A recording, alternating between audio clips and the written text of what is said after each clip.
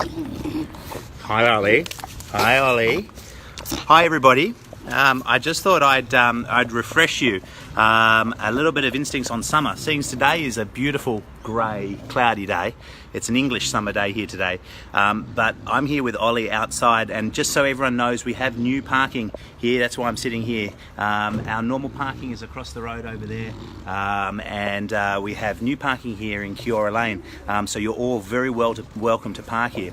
But I'm here with Ollie, and Ollie's down here having a little bit of a rub. And if you haven't noticed the noise of a brachycephalic dog, you can hear Ollie. He's quite excited because he's getting a bum rub at the moment.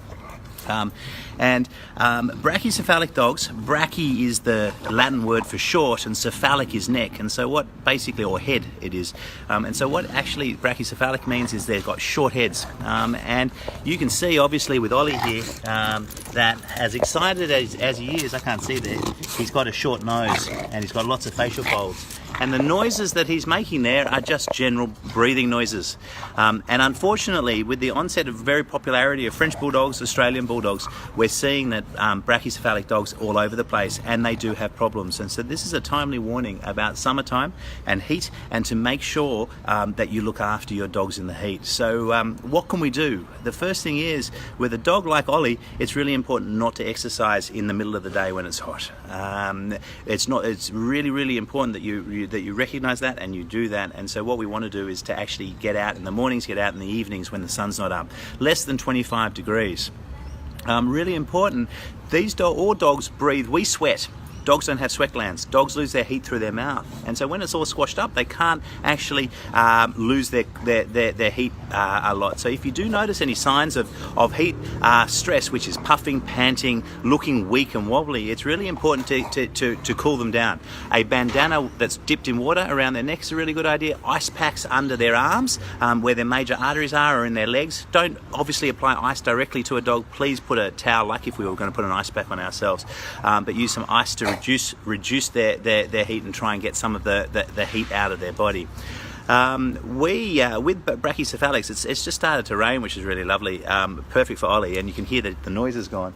But it's really important that if you've got a young dog that we haven't seen before, come in and have a chat, because we can open up the nostrils and help them breathe, because dogs will 90% of the time breathe through their nose, sometimes through their mouth.